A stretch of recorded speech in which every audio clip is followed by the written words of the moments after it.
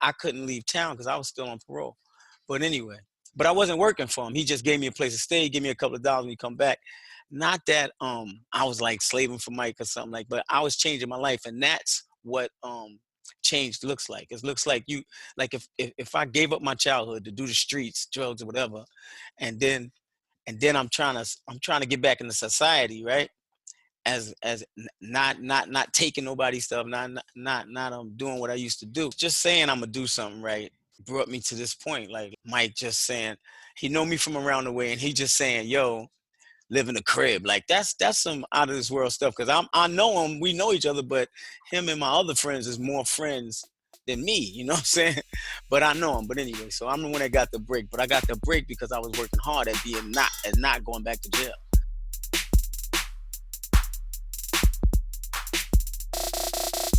Hey, what's up, everybody? This is Mia, aka Nene from Pink Houses. What's up, everybody? And this is Gordy from Brownsville. Never ran, never will. Gorgeous Gordy in the building. And you are listening to Parables from the Projects live.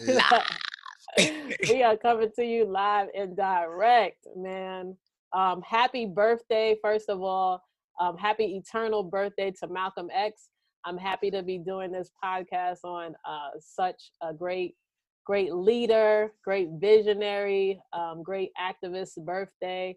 So we celebrate him today. Shout out to Malcolm X. You know, before Wakanda, we had, X, shout out to Malcolm. Shout out to Brother Malcolm. All right. So as we always like to do on the podcast, we always start out with, just a quick check-in. So it's called What's Going On.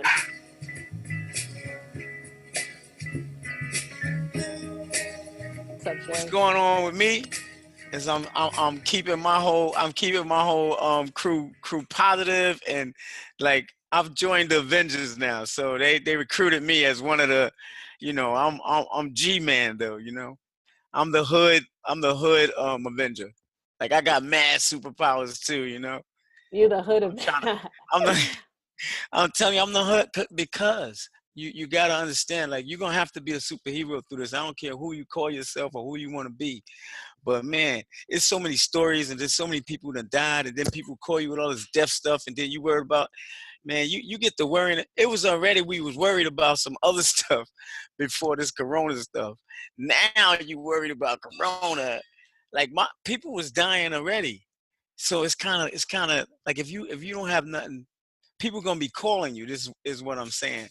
Like if you got a vision, a dream or something, or you like the leader of the house, or the leader of the class or something, then people gonna be asking you questions, and you can't be like, oh my God, the world is coming to an end. You're gonna have to.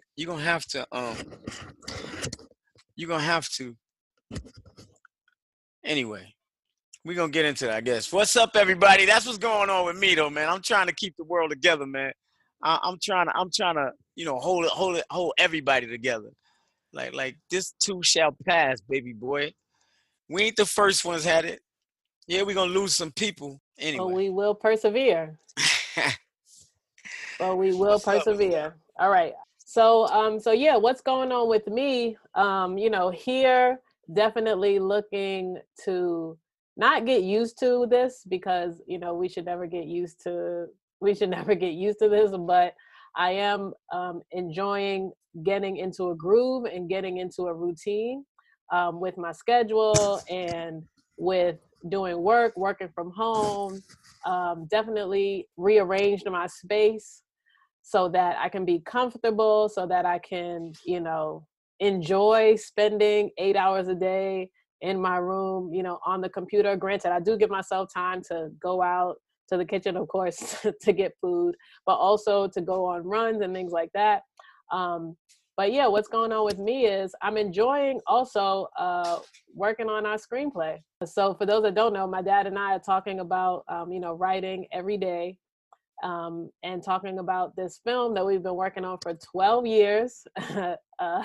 12 years. 12 years. And we are, looking to get it done. So, I didn't want to really start season 3 until we finished our first draft, but I also recognize that sometimes you have to shift. Sometimes you'll have plans and ideas in your head, but there's also a scripture that says, we can make our plans, but God has the final say. And I do feel like during this time, it will be good for us to speak about our journey, and not just pop up and then a draft is done, because sometimes everything doesn't happen like that. I mean, look at look at what COVID-19 did to all of our schedules and plans, right? So granted, we can still do some things, but I also think it'll be important for us to archive the journey and to share our stories that are happening during this journey, during COVID-19, something that is like unprecedented, that we've never seen before. And so that's why we're bringing it back. And so that's why we're coming back with season 3. We know that the last episode was really a bonus episode. We just wanted to kind of check in during the corona, or during this time, during this era of the coronavirus, which I don't want to like focus on, but we did want to just say hi, say what's up. So that was the last episode. But before that, our season finale, my dad talked about, well, really the last time my dad spoke, it was his birthday. He was celebrating his birthday. That was probably the last weekend that everybody was out. March 8th, was really like that week before everything really started to shut down.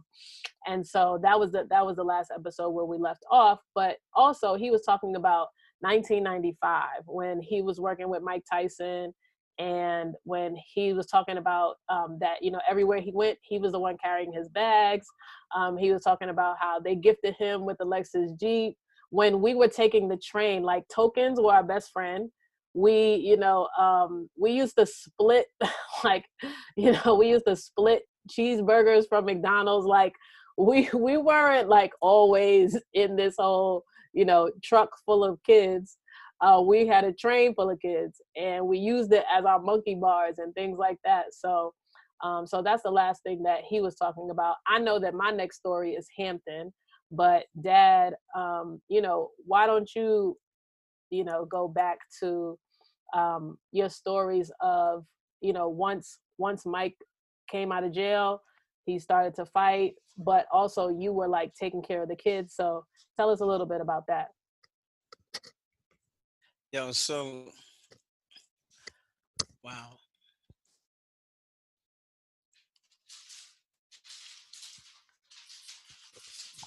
So hello, y'all can hear me? Yeah. Hello, I just put that on. Okay. All right. So what's up? Yeah. Um, it was like, it was like, it was like, it was like, you say you're gonna change your life, right? I got out of jail, whatever. I say I'm gonna change my life. I started doing stuff with the kids and stuff, and I ain't really have no skills. I ain't go to no colleges or something. I got my GED in reconciling in '86, but to put all that into perspectives, like I got a job with this dude, but even though I grew up with him, now I grew up with him, but I wasn't his best friend. So I remember getting fired from this job. Like it was paying me like $3 and some $3.75 an hour. This was in '90, and I was in a machine shop working 8 hard hours, whatever. And Mike said, "Nah, don't worry. I got fired from there." He said, "Move him to crib." I know him from we grew up in the streets, so it ain't like I filled out this application. But mind you, listen, I'm not Gordy from back in the days no more. I'm this guy trying to work, you know what I'm saying, trying to get my kids on the weekend, take them to the city or whatever. So I'm like, that's why I'm like God. That's why I said it got to be parables, Mia, because this stuff I can't even make these stories up. So all of this comes together as I had changed. I had already started taking the kids out. I had already started doing that, and when I came home, but then not Mike didn't say, "Yo, come stay in my crib because you be taking care of kids." He did it like just was my man. He got a lot of money at the time. He still do, but anyway, he said, "Yo, move to take care of the crib while he go out of town and stuff." So I lived in an apartment in Manhattan while he go back and forth fighting. I couldn't leave town because I was still on parole. But anyway, but I wasn't working for him. He just gave me a place to stay, give me a couple of dollars when he come back. Not that I was like slaving for Mike or something like, but I was changing my life, and that's what change looks like. It looks like you, like if I gave up my childhood to do the streets, drugs or whatever, and then I'm trying to get back into society, right? Not taking nobody's stuff, not doing what I used to do. Just saying I'm gonna do something right brought me to this point. Like Mike just saying, he know me from around the way, and he just saying, "Yo, live in a crib." Like that's some out of this world stuff. Cause I know him, we know each other, but him and my other friends is more friends than me. You know what I'm saying? But I know him. But anyway, so I'm the one that got the break. But I got the break because I was working hard at being not going back to jail. It's kind of crazy. And then for yeah, then to meet the school, I work in the school. I the influence like 1,000 kids. You know what I'm saying? Like it's crazy how all that came together, and it came from a choice. You know, a bunch of choices. You know what I'm saying? Like people would want to people would want to people would want to quit, or they would want to go back or whatever, but because you had this reputation as a kid, right? Like you this hustler dude, you had a good reputation. They was calling you, get your little name, you know what I'm saying? You be having your jewelry, you got your you a player or whatever, you making a lot of money, and then you give that up. Like how do you get out that game? Because when you do time and you do all this stuff, you don't be going to school, you ain't got no, what do you fall back on? So you gotta. But what I learned upstate was like to like me. So I felt I did this program anyway. That's in another podcast too. But what I did was I focused on whatever the moment was, whatever I was doing. I did the most incredible at it without cleaning up bathrooms or whatever. I mean, so during this time, like, this is, a whole lot is going on, right? But, Right. in your time, let's say, the last thing we stopped at was 1995, Right. 96, 97, 98. We can stop at like Yo, 2000. Pac got shot. Yo, those years is crazy, man. Those years, yeah, those are some exciting. So you want to go? So that's what I was supposed to be doing, going through '95 and To go from 2000. '95 to 2000, Yeah, right? To get to me working in the place. right. All right. So, like I said, so I'm working with this dude. Oh, Mike goes to jail while we living in this place. He goes to jail for 3 years. I have a big argument with Don King, right? And yo, 'cause I just knew him from Mike. So, and I was living in the crib, but the cribs was in Don's name. So Mike goes to jail. All right, me and him have this beef. Um, 93, Mike comes home out of jail. Me and Don King have a little beef, but me and Mike was cool. He did the 3 years in jail. He came home. They called me from the. This is another biblical story because I don't even know how when he went to jail, I didn't keep in touch with him. I didn't never go up there to see him in Indiana, none of that. So I don't even know. But I got the call when he got out. So he got out in like 92, 93, 90. He got out in 95. That's when they put the team back together, right? So since I was taking care of the crib before, I moved to Southington, Ohio. I left. Matter of fact, I was in Hunter College dorms, and it's a phone booth. It's a phone booth in the dorms. They co-ed dorms. Now I was 29 years old with all these freaking kids in this dorm. But anyway, I think we talked about that. But so I'm just showing you how crazy the story is, and how God had to have His hand in it all because I'm on the podcast talking about parables for the projects anyway. So yeah, so Mike, I moved to Southern Ohio. This way it all shot off because when Mike got out of jail, he got out of jail in '95.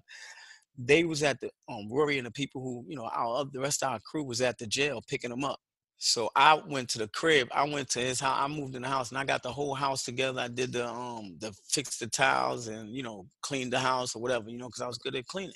Everybody knows that.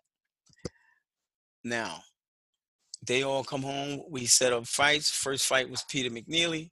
Yo, it was crazy. People was following us around, and all this time. So listen. So we would go home like at the end of the month, like after training or something. We would go home, but I would go home straight. I would go back to that. I would have my kids.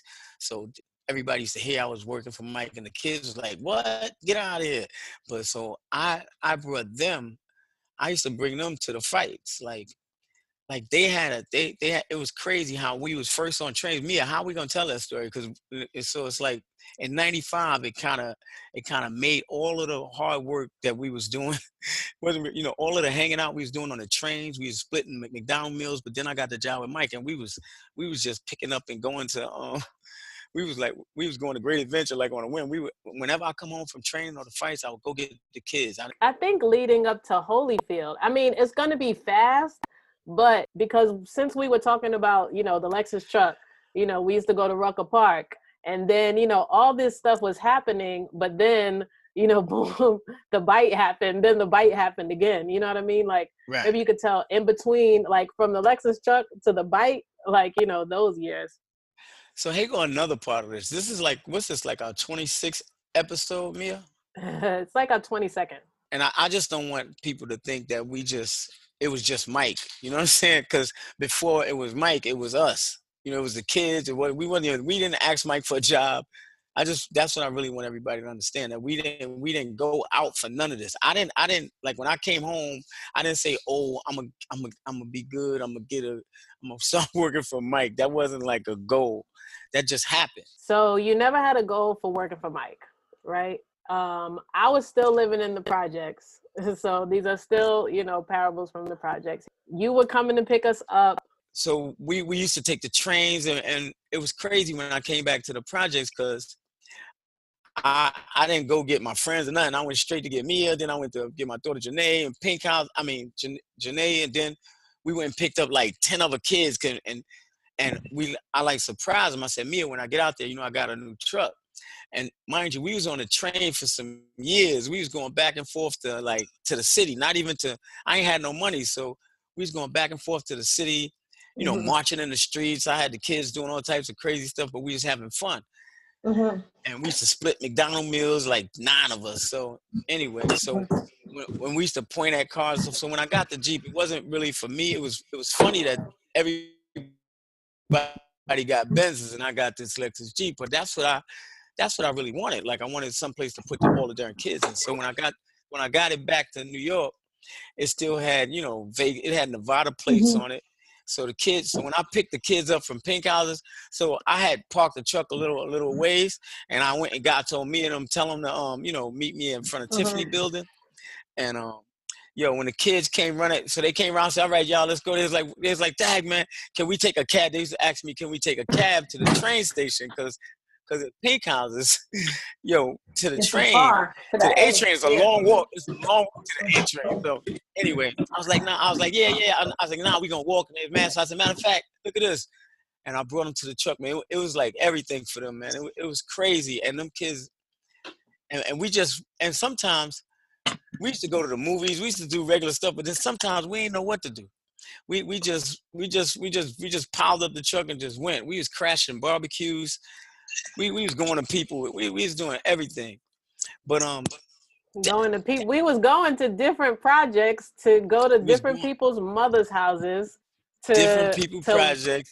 to eat food. I was it was crazy, man. I was taking them to like all the people. Like when I got home and I quit hustling, right? I had to get money from somewhere, so I went to all my friends' mothers.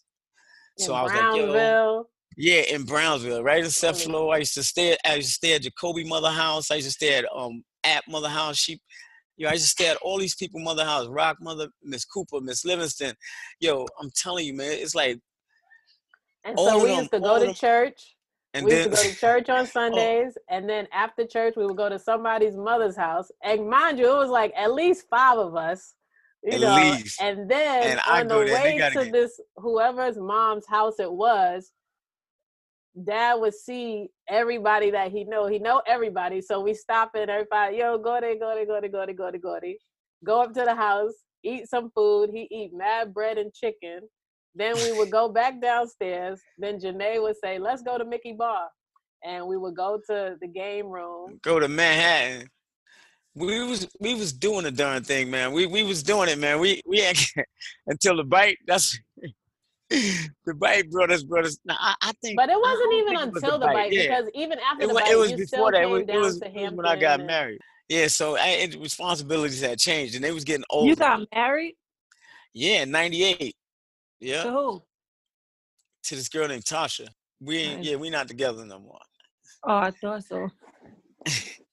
Yo, but look, so you never that spoke was about that. Do you want to talk about your yeah, in another you episode. I don't want to talk about that now. We want to talk about what Tasha. well, I guess It's in all relation to, we went from 95. We was Yeah, trying we to go went from year by year. 95. Yeah, Yeah. yeah, yeah. So we went from 95. Yo, all y'all ever knew was Tasha, really. I don't think y'all, I never even had another girlfriend before.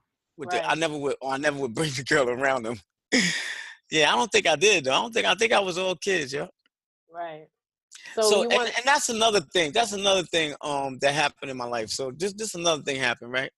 I literally I literally stopped, stopped hustling. I stopped throwing stuff on paper on the ground. I just truly believe that all the blessings I got came from, making that choice when I was upstate, saying, yo, I don't hustle more. Like, cause you got to think, man, I was just working, and then I wound up going around the world with Mike and them, and then I wound up standing in the ring, right in the Holyfield face, like looking him in his eye. I mean, just like, and if you listen to our early episodes, I was a hustler. So I used to not be in like, me and Mike used to hang out, but I was robbing people, not robbing people. I was picking, I don't want to say I was hitting nobody, but I was doing what I was doing. I was picking pockets and stuff and using credit cards. And I was going to Studio 54. We was hanging out with Flavor Flav was famous. We was hanging out with them cats behind stage and stuff like that. But I was hustling at that time. And I didn't care about none of them guys. Like not being around them, we was just hanging out with them and probably getting high. Flavor Flav didn't get high. I'm not gonna say that. He drank milk. He didn't even drink alcohol. I wasn't the toughest dude in the room, but I was definitely I was a guy in the room. You know what I'm saying? So and to just to say the mindset. So when you get saved, they say you become a new creature. I'm working for 15 years now. I can't even tell these people. I'll tell these people, yeah, man, I was robbing dudes. I was picking pockets with Mike Tyson in '79 and '78, and they be like, nah, get out of here. I don't never, I don't never really push it, because if you don't believe it, you just don't believe it. I mean, I can't change that. But the stories, I don't want people to get the glory out of the story. I want them to get the glory, the God's glory out of the story. Because, yo, I mean, I don't know what you believe. All you do is believe, though, that it's gotta be a higher. Now, even if you don't want to believe in Jesus and God, just say nothing from nothing, leave nothing. I'm just saying. You gotta have the basic comment. I mean, but anyway, I love atheists too, man. I listen to Bill Murray all day. I mean, Bill Murray could come in my house. I'll have him over. I would go to his crib for dinner, because he he be dropping bombs. I mean, he don't believe in God, but he'll get there, because you know, you know what I say. Just like when you on that deathbed. So if you ain't on that deathbed, then you can be a little cocky about some things. But anyway, some people will go out with a bang, whatever. mm, But 95, man, 95 was so big because so much happened, man. That was, and then so 90, I think 97, when Tupac got shot, 96, we was fighting, I think Frank Bruno. And Tupac came backstage with us. He was hanging out backstage. You see a Mike hug him. mm. It's a weird thing that I was right there, but I always moved away from it wasn't a lot of camera. It was cameras, but their angles wasn't as good as this was. So I always ducked. But it's like 2 or 3 shots, and I never wanted to use that for this podcast. Now in '95, I'm talking about this because we're gonna get to the bite, then we're gonna get to what happened after the bite, like how I got out of that. So now again, I'm making all this money, and then I get broke again. Now I gotta find. So Mike does the bite, quits boxing, does all that stuff, starts losing fights. We just talk on the phone now. He doing these other things. I'm doing this other. I mean, I'm in the school anyway. And now I'm at a school. I'm a director of facilities. So now it's crazy, because I started I started in the school in 2004. We gonna cover some ground, but I just want to let you know how I jumped from Mike Tyson, how I jumped from hustling to Mike Tyson like God always wanted me with money. And I'm gonna tell y'all something. You could believe that you meant not to have money all you want, but you meant to have money. Now I blew a lot of money, but I'm just saying. And I didn't do the college thing. But what I did was the character thing. You know what I'm saying? Like if you need help, I'm doing that. If the kid, and I wasn't messing with nobody my age, so I kind of came home and started dealing with grandmothers and the kids, and they could say what they wanted. And I had this confidence about changing the hood. I had this, I mean, I called y'all new breeds. I said, no, y'all ain't regular project kids. Y'all the new breed kids, because I wanted them to know that it was a change. It was a change coming. I felt like one of the black revolutionaries. That it Shoot, was a Malcolm X, change we coming. celebrating his birthday, Yeah, so you know what I'm why saying? not? I felt that in 1990 when I got out, because I came home on my birthday. So that was another thing. I got saved on the 10th. Come on, son. It got too deep. So that's what, when it got way, way deep, it got way, way deep. Because now I'm a director of facilities. Like I done did all them bad things, and people be like, but in 90, I changed. I gave my life to Christ. And that's what I don't understand about people. Because if you give your life to Christ, you don't have to pay for all the stuff you did in the past. I know it sounds like crazy, like I should go, like you go out to smoke weed or hurt people, and then you want to give your life to Christ. I know that sounds crazy, but that's not God. Like Right. if He you forgets. messed up, He puts our sins in the sea of forgetfulness. people, and now I'm gonna say, if you did a lot of bad stuff yesterday, man, and you didn't believe in God the next day, I mean, you could come to God the next day and be like, yo, he gonna give you another chance because he gave his son. I could get crazy with it, and I don't read. I read the Bible. I didn't finish reading it, but I can't quote one scripture. I can say what something sounds like to me. You know what I'm saying? Hmm. And I never let nobody tell me about the Bible. I never let nobody tell me about me and my story and it in relationship to the Bible. I go to church, but for knowledge, you feed that urge to get more Bible. Everybody, because once you believe in yourself, even if you don't believe in Christ, if you start believing in yourself and start loving yourself and all that, you get this urge to want to know more, and you be on fire, man. You be doing podcasts. You be 55. You be Just trying. wanting, Yo, just wanting to know what the Lord has in store. yeah, man. And then then you're gonna be like in the Matrix, man. It's gonna be you're gonna feel like can't nothing Neo, stop you, because like the one. yeah. Now you talking. Now you talking about you don't need somebody to like you. Like God loves you. Then like, and then even or whatever God, I don't want whatever you really believe in. If it is what it is, it should take you to heights, man. It should look at adversity like, all right, another problem. Here we go again. But Coronavirus, another problem. Here we yeah, go again, we gonna have to change the way we live, man. You have to stand over there. I could do a peace sign. I could do a peace sign. I could not. We've been doing a nod. We ain't gotta be all hugging, kissing. I mean, yo, what up, son? Right. I ain't gotta do a nine degree handshake. But anyway, 95. And another thing, like when Mia gives like this thing, like say like everybody express yourself. What the podcast want to do when we have live ones is, if you got something to say, like something burning your heart, because I'm gonna tell you, leaders burn to tell their stories, man. Leaders, they be burning to help somebody. They be like, yo, wait a minute, man. I know I can help at least 100,000. And then when you get my age, like, I think I could save the world. You know what I'm saying? I think I'm like, I don't know, man. I might anyway, but today I was just going like, Dad, man, I gave myself a haircut. I was like, Dad, your mustache look good. And somebody probably will say it's busted, right? But who's gonna tell me that? Like, Hmm. anyway, I could get with it, man, with the stuff. But let's podcasting, man. Tell your stories. Do your podcast. You know what I'm saying? Follow us. We about to finish the writing the screenplay, and then Mike just gave me this crazy shout out in 2000, like last month.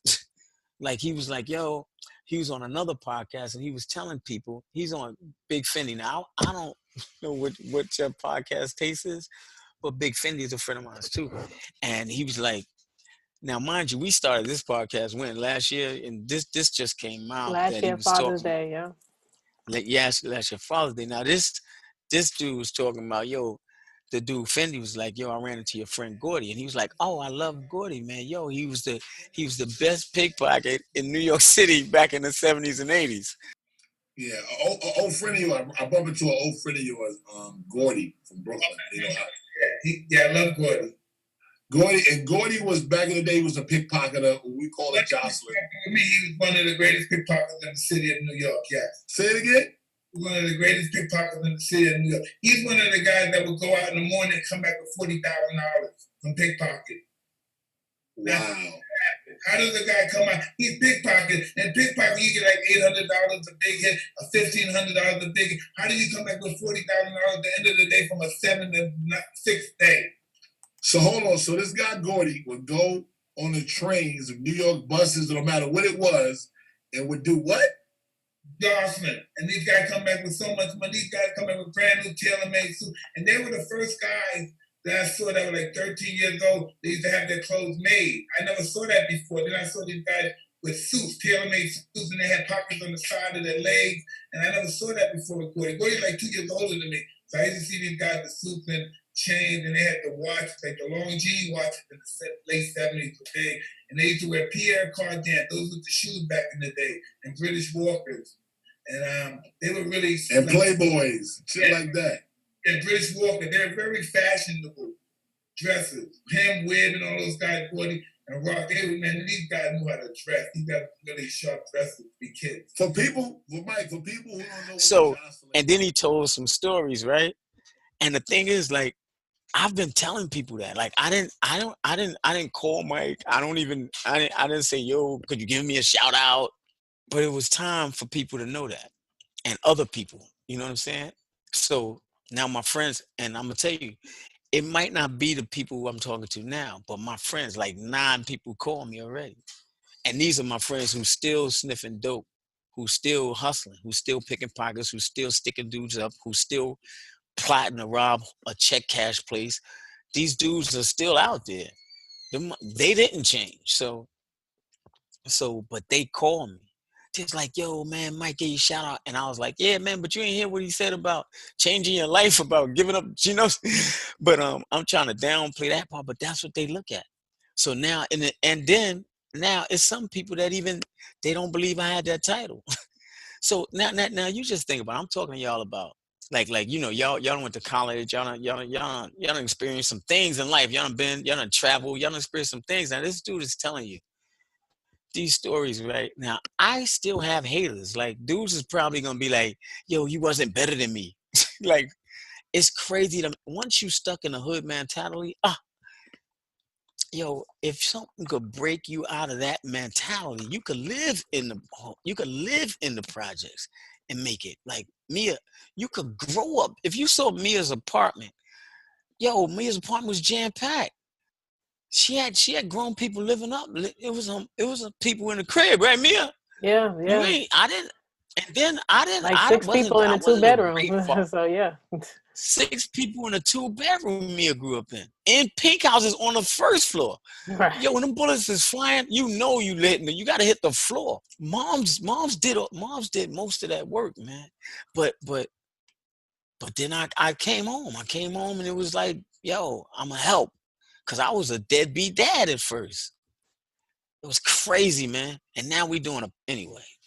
I know we ain't got all night, Yeah, but but I But but yeah, the stay tuned because on the stay next tuned. episode, on the next Yeah. episode, y'all will hear. Okay. So, I mean, from your perspective, it sounds like, some people change and some people don't, and there's always an opportunity for a change.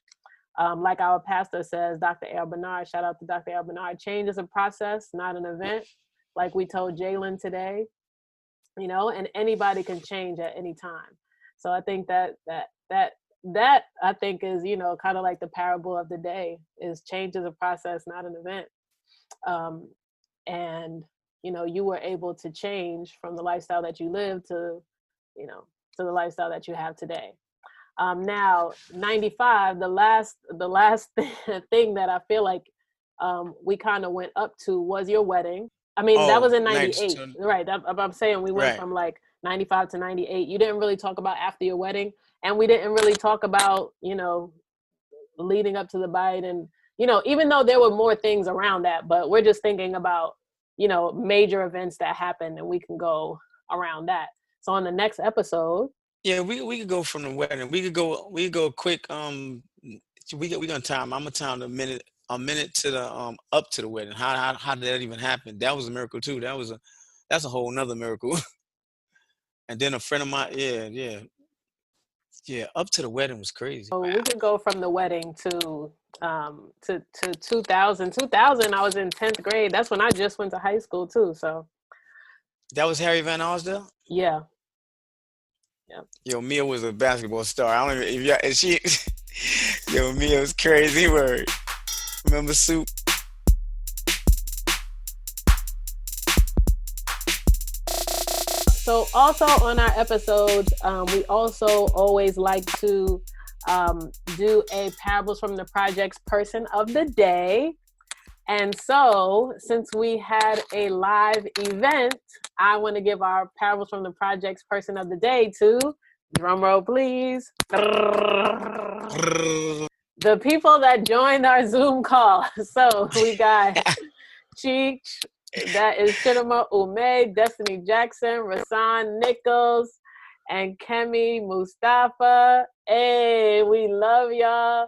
Onika McLean too. So these are our Parables from the Projects Persons of the Day. We honor each of you. This is such a special moment, and I'm so glad that you were able to witness it, as it was happening. Destiny, I'm glad that you enjoyed. We're reading the Zoom chat. So for those of you that are listening on the podcast or listening live on Facebook, so these are our people. They joined the Zoom, and we appreciate them so much. We love y'all. Love you too, Cheech V. Cheech V. Hey. Yo, what y'all think, man? I mean, you got to get a feedback. You got to get a feedback chat going. When you got to get a comment side, right? Yeah, the chat is here. But I mean, since we're live, if anybody has any live feedback, come on the podcast. We're not closing it out yet. We'll let y'all say something. So Gordy got us with the cliffhanger about the marriage. I feel like we're about to hear some like married at first sight type stuff. But that's cool. We gotta come back. We gotta come back for the next one. The fact that you were talking about actually, Mike. I chased her from 14 years old. Wait, leave it for the next episode. Right. No spoilers. No, that's a good cliffhanger. We'll still come back for more. But the fact that you were talking about Mike and Don like that, like you on a first name, like, yo, I know him, he know me basis. That's pretty boss. Yeah. Yeah, you were rolling with Mike and Don that, and had beef with Don. That's crazy. Yeah, I want to hear about the beef with Don. I'm just kidding. Yeah, it was the beef was kind of it was over and it was over a 19-inch color TV. It was over a 19-inch color 19 TV. inches. 19. What? It was corny. It wasn't even it was mine. It wasn't even theirs. It was crazy. But that shows you how rich people be taking their money. Like it's you're gonna definitely hear about that. That was I went to this dude's door. Like we was cool at first, but when Mike went to jail, I was living in a crib, and all the apartments in Manhattan was in Don King's name, and he closed all apartments down the next day. And that night, we watched the trial on TV. So we watched the trial, and I was like, they convicted him and they kept him. And I was like, oh, sweat. I stayed with my brother in Queens. I go home in the morning. Went home in the morning, everything was shut down. The crib, I was like, what are you talking about? And then what was crazy is I moved into Mike Tyson's girlfriend house. I brought the TV and the blankets and stuff I didn't take none of the furniture. Are we getting into the marriage now? No. He still was talking to her. He told me to move in his girl house. She used to live on Mia. What? That's where the imaginary park was at. Okay. So yeah, no, I don't know. At this point, I was straight. I was doing this thing for the kids. Where at this point, it was a point that I was. Wow. Don't get me wrong. Now you know I had to do some other stuff, but no, this is all the good. This is all the good. But anyway, that was Wow. the argument over. The argument was over that because he told people at the office that I robbed Mike. Mike was on the phone with me every day when he first went to jail. Cause I was living with this girl. He's asked me, he said, "Yo, go to the crib and get this." I used to be like, "I ain't going back to that crib, man. I'm gonna kill that dude." Wow. So I left it at that, man. I kind of just went back to what I was doing, and then I had applied for Hunter College. And then at that same year, '92, I got accepted to Hunter College, and that's the letter I wish I could find, and I sent it to my mom's. I'm like, "Yeah, I got accepted to a college." She like, my mom's is like, "That nah, not my son, not that crazy little dude." Right. I went to Hunter College. Wow, that's a deep one there. See, I'm telling you, I won't even, it was so much God stuff happening. And me at this time, me and Mia used to talk. And we used to have these God stories, and we used to say, "Yo, we're gonna write down every time one of these miracles happen." And we just never did it. And then we crazy. But anyway. So But y'all got, and We I know wrote you it got down God like stories. twice. We wrote it down We like wrote it twice. down. Do I know where We those did stories try. are? I don't know where they are. If we I could typed find it them up on a too, right? typewriter. the stories are with the 19-inch color TV that that Don said was his. Yo, if you see the little TV, I mean, it couldn't have been no. This is 19. It's not that big. It's a little Sony Trinitron. He's Yeah, I like, feel "Yo, like you stole my iPhones. shit." And I was like, and he was like, "Yo," he was yelling at me like, "Yo, look." He was like, "Yo, you stole Mike's shit." And we in his doorway at 8 o'clock in the morning. We in his doorway on 60 in one of them $10 million townhouses, like where Madonna used to live down the block. And we arguing Wow. over TV. And I'm like, "Yo, man, you gonna make somebody do something, man." And then I was just like, "You know what? Whatever, Don." He had my clothes locked in the crib until I gave him the TV. And then when he realized that, when he finally, because he locked it down from a phone call, not that he went there. When he realized somebody, I don't know, when he realized I didn't take nothing out the crib, he was like, "Yo," he didn't even say apologies. I never got an apology for that. It was the weirdest thing. But I'm gonna tell you, in '97 we became cool. He thought I Mm, was the only honest guy around, Mike, at the time. He mm, thought everybody wanted his money and stuff. But I didn't at that time. I just wanted to take care of them kids. And I really didn't want to take care. I just wanted them to make a choice. Like don't choose these streets, don't, cause they're gonna, yeah, anyway. Thought I Yeah. had a message for real. no, Yeah. that's a full circle moment. Reconciling, Like a full forgiveness. circle word. Yeah, no, that's dope. He Yeah, should have that's a slid you full ran circle. you a But TV back, but that's all right. We forgive him anyway. yo, I'm Anybody So that's telling else you, my man. got some feedback. feedback? Well, I just would say I really enjoy, Gordy's stories and everything. You remind me a lot of my own father, like your storytelling abilities, and I see like similar like characteristics from like black men of different like generations. Like you have it, like Spike Lee has it, like just the way you see the world and how Yeah, you tell stories, and you can always kind of see the different world that like black men lived in. Where like and when you came up, the world was really one thing, you know what I mean, as compared to like a couple of generations later, with someone like myself. And I could just see it in your worldview, like when you talk about what was going on back then, and you still like carry yourself with that same energy. And I love it. I really enjoy it. I think your generation produced the best storytellers there are. mm, That's deep. thanks, man. Word up. I needed that. Well, man, I just hope I just keep telling yo, because I mean, because and I don't know where I heard of that, but who, it might have been Pastor A.R. Bernard, because I took a lot of notes, man. I was really anxious to learn about God, but he taught the streets during there. Yeah, it was like the streets, but really wanted to be able to tell my story and not let nobody else tell it for me.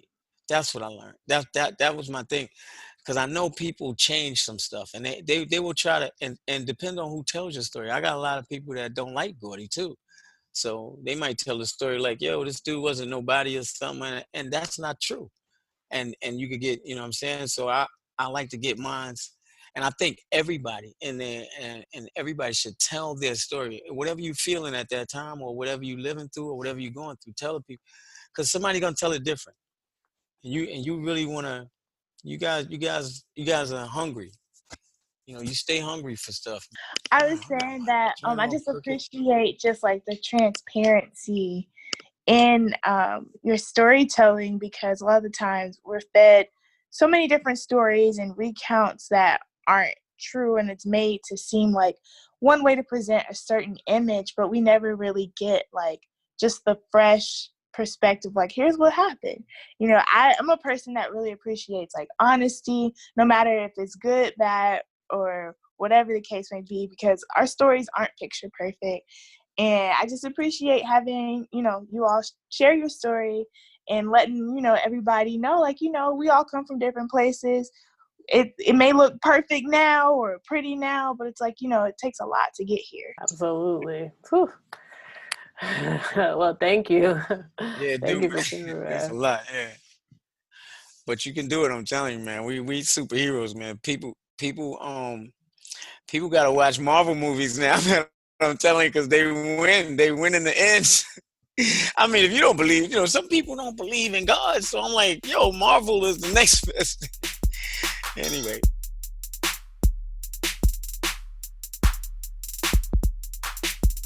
Think that has been another episode of Parables from the Projects.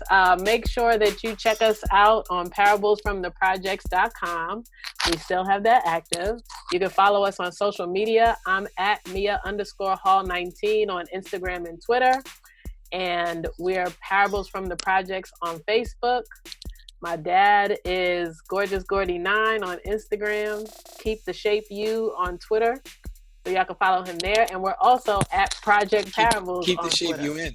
So yes, follow us. We're all over social media. But everything is on our website, parablesfromtheprojects.com. Make sure you share this with a friend. Let me check in with our Facebook community. I will check in with you guys.